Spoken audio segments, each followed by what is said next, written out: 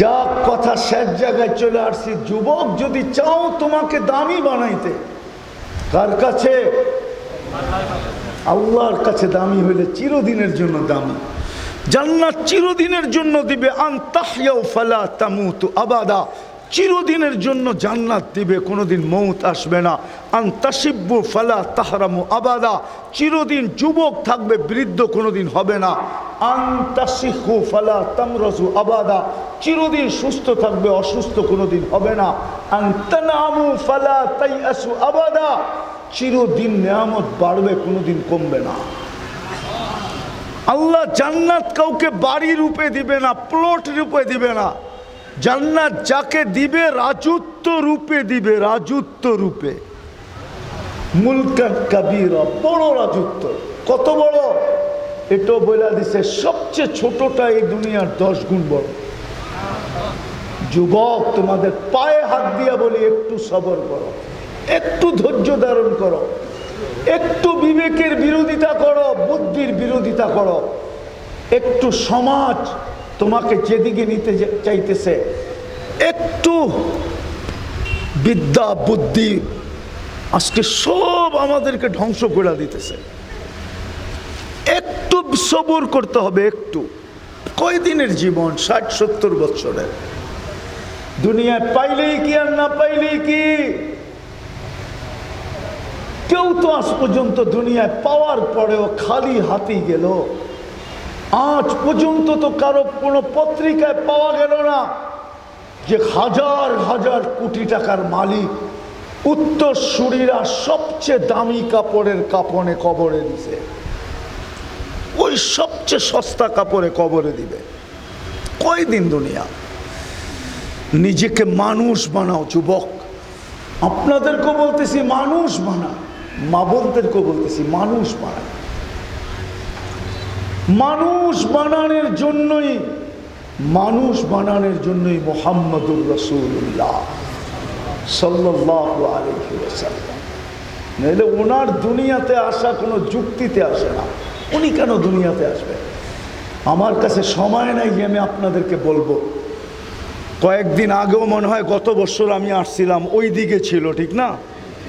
এইবার এই দিকে, ঠিক না? রিজিক আবার টাইনা এখানে নিয়ে আসছে। আমিও জানতাম না যে আমি এইখানে আসবো। হ্যাঁ, যে আমাকে নিয়ে আসছে সেও জানতো না যে এইখানে আসবে।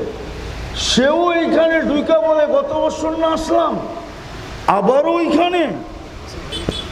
1 বছর হয়ও নাই বলে এখনো। অল্প কয়েকদিন আগেই মনে আসছিলাম, ওই সময় আসরের পরে বয়ান ছিল, ঠিক না? হ্যাঁ হ্যাঁ, ওই বয়ানের আলোচ্য বিষয়টাও আমার এখনো মনে আছে। আসর থেকে মাগরিব যেরকম সময়টা অতি অল্প, সমস্ত উম্মতের ভিতরে আমাদের জীবনটাও এতটুকুই অল্প। 60-70 বছর এটা ছিল আলোচ্য বিষয়। আজকে একটু ভিন্ন আলোচ্য বিষয়। মানুষ বানাই নিজেকে, পায়ে হাত দিয়া বলি, নাহলে বড় পস্তাইতে হবে। বলেন, কালকে যদি কাউকে আল্লাহ বলে এই উম্মতের যে রমজানে এই জান্নাত তোকে আমি 1 ডোক পানির বিনিময়ে দিতে চাইছিলাম, বল তুই নিলি না? তো নিলি না কেন? হাতে ধরলি না তো ধরলি না কেন? জান্নাত তো দেখায় বলবে। এখন তো জান্নাত মুহাম্মদুর রাসূলুল্লাহ দেখছেন, আমরা তো চোখে দেখি নাই। কোরআনে বর্ণিত আছে, হাদিসে বর্ণিত আছে। ওলামা জান্নাত চিনে, আপনি তো চিনেন না। যেই দিন জান্নাত দেখবেন, সাজানো গোছানো জান্নাত, হায় হায়, ওই দিনের আফসোস। উত্তর তো কিছু আমাদের কাছে আর থাকবে না, এটাই সত্য। কিন্তু আফসোস হবে, কসম খোদা, কোটি মৌত যদি থাকতো তো কোটিবার মৌতের কষ্ট যদি একত্রিত করা হতো, এর চেয়ে বেশি আফসোসের কষ্ট হবে। ওই দিন আফসোস হবে, কোনো লাভ হবে। বিদায় আসেন, সুযোগ এখনো আছে। যুবকরা তো হাসি দিবে, ওরা আছে SMS এ লেখে মাঝে মাঝে, মৌত পর্যন্ত তোর জন্য অপেক্ষা করব। মনে হয় বোঝেন না, ঠিক না? ওরা বুঝছে, কিন্তু লাড়ে টাড়ে না চেহারা টেহারা, ঠিক না? খুব ভদ্র বুঝাইতেছে, খুব ভদ্র, ঠিক না? লাইটিং তো ঠিক মতো করে না, এই জন্য ওর চেহারাও দেখা যায় না, নাহলে চেহারা দেখলে বোঝা যেত কয়বার স্যাক খাইছে। আমি অলিও না আবার খালিও না, কিন্তু একবারে না। আমার চশমাও তো দুইটা, একটা ভিতরে আছে অপারেশন করে লাগানো। আমি যুবকের চেহারা দেখলে বলতে পারি ও কয়বার স্যাক খাইছে, ঠিক না? এই ফেব্রুয়ারিতে তো খাইছে, যার চেহারা দেখা যায় দুই চারটা, ওই যে ওদিকে দেখা যায়, এই ফেব্রুয়ারিতেও স্যাক খাইছে, ঠিক না? হোটেলে খাওয়ায়ও কোনো লাভ হয় না, ফুল দিয়েও লাভ হয় না, পার্সেল দিয়েও লাভ হয় না। ও ভাবতেছে কলিজাটা যদি বুনা করে দিতাম তাইলে হয়তো কাজ হতো, ঠিক না? আর কলিজা বুনা করে দিলে তো তুমি বাঁচতে না, কাব হইলি কি আর না হইলি কি, ঠিক না? হ্যাঁ হ্যাঁ, হায় হায় হায়। মানুষ বানাও নিজেকে। যুবকদের পায়ে হাত দিয়ে বলি মানুষ বানাও। জান্নাতের বিনিময়ে আল্লাহ তোমাকে জান্নাত দিবে, জানতে হবে। কোরআন বলে পস্তাবে, শুধু চিৎকার দিবে ইয়া লাইতানি বলে, একটা চিৎকার দিবে রব্বে কাবার কসম। ওই চিৎকার যদি আজকে দুনিয়াতে আনা যেত, তাহলে দুনিয়ার প্রত্যেকটা মানুষ চিৎকারের আওয়াজে মরে যেত। এরকম বিকট চিৎকার দিবে, বিকট। মানুষ বানাবেন তো? রাজি? বানাইতে রাজি? হ্যাঁ, কে কে রাজি দেখি? পাক্কা? পাক্কা? নামান, বেশি কিছু করতে হবে না, 24 ঘন্টায় 2টা কাজ করতে হবে। পারবেন? হ্যাঁ পারবেন? বাকিটা কমপ্লিট।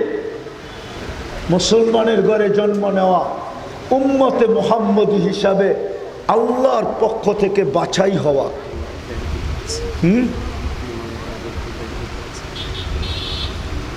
আল্লাহর হাতে বাছাইকৃতভাবে উম্মতে মুহাম্মদী হওয়া। আর কি চান? ব্যবস্থা হয়ে আছে, ব্যবস্থা।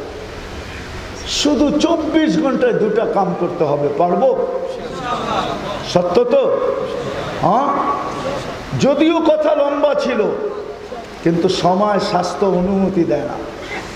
আপনাদের এইখান থেকে যাওয়ার পরেই মনে হয় আমি অসুস্থ হয়েছি। ডিসেম্বরের 28 তারিখে আমি অসুস্থ হয়েছি। জানুয়ারি, ফেব্রুয়ারি, মার্চ, এপ্রিল চলতেছে, এখনো 28 আসে না। আজকে 23, 28 তারিখে আমার 4 মাস পুরো হবে। কিন্তু কোনোদিন উনিও বলবে যে 4 মাসে আপনার এসে এত জোরে কথা বলেন, ঠিক না? অনুমতি দিবে ডাক্তার? আমার রিং লাগানো ভিতরে, তাও আটারিতে লাগানো, মেইন চেম্বারে লাগানো। কিন্তু মরতে তো একদিন হবেই, ঠিক না? আল্লাহর কথা বলতে বলতে যদি মরা যায় তাহলে তো গুটি লাল হয়ে গেল, ঠিক না? গুটি লাল বোঝেন? টাকা শব্দ নাও বুঝতে পারেন, একদিন তো প্রদীপ নিবেই যাবে, ঠিক না? এই জন্যই চলে আসছি। তো যেটা বুঝাইতেছিলাম, 2টা কাম করতে পারবেন 24 ঘন্টায়? পাক্কা? ওয়াদা? আজকের থেকে নামাজ কখনো ছাড়ব না। ওয়াদা? নামাজ 24 ঘন্টা, এটা হলো একটা কাজ। আর আরেকটা কাজ হলো 24 ঘন্টায় যখনই আমি ঘুমাইতে যাব, বিশেষ করে যুবকদেরকে বলতেছি, আপনাদেরকেও বলতেছি, মা বোনদেরকেও বলতেছি, এই বাজারওয়ালাদেরকেও বলতেছি, যার কানে আমার আওয়াজ পৌঁছতেছে তারই পায়ে হাত রাখা বলতেছি, সারাদিন কি করলাম এটা আমারও বিষয় না, আল্লাহরও বিষয় হবে না যদি আমি যখন ঘুমাইতে গেলাম আল্লাহর কাছে মাপ চায়া ঘুমাইলাম। পারবেন? যখন ঘুমাইতে যাব তখন কার কাছে মাপ চাবো? হ্যাঁ, শুধু হাত উঠানেরও দরকার নাই, উজুরও দরকার নাই, বৈশও দরকার নাই, বিছনায় পিঠটা বালিশে মাথাটা রাইখা বিছনায় পিঠ শরীরটাকে হেলায় দিয়া একটু বলা দেন আল্লাহ মাপ চায় ঘুমাইলাম। এতটুক কি কঠিন? পারবেন? 6 মাস করেন, 6 মাস কন্টিনিউ, রব্বে কাবার কসম। 6 মাস যদি যুবকরা করলো, ওরা যা দেখবে ওটা শুনানোর জন্য আমাকে খুঁজবে, আমি বিশ্বাস করি। আমরা শত শত যুবক পাইতেছি, মানুষ পাইতেছি যারা কন্টিনিউ মনের থেকে করতেছে। ওরা যা দেখতেছে আমাদেরকে চোখের পানি ছাইরা শুনাইতেছে যে হুজুর শিখাইলেন কি, করতেছে কি, আল্লাহ দেখাইতেছে কি। আর আমার বিশ্বাস আল্লাহ দেখাবে। প্রতিদিন যখনই আমি ঘুমাবো মাপ চায় ঘুমাবো। কঠিন? পারবেন? ওয়াদা? পাক্কা? আল্লাহ আমাদেরকে আমল করার তৌফিক দান করেন। ওমা আলাইনা ইল্লাল বালা। সর্বশেষ উঠাউঠি না করি, উঠাউঠি। মাদ্রাসাটা এর আগেও দেখা গেছিলাম আমি, যেমন ছিল তেমনই দেখলাম, এখনো দেখলাম তেমনই আছে। যদিও মধ্যখানে একটা রমজানের সিজন চলে গেছে। দোয়ার আগে আপনাদের কাছে ছেলেরা ব্যাগ নিয়ে যাবে, আপনার সাধ্য অনুযায়ী যতটুকু সম্ভব মাদ্রাসার জন্য সহযোগিতার হাত বাড়ায় দেবেন, তারপরে দোয়া হয়ে যাবে। কোনো লম্বা চোরা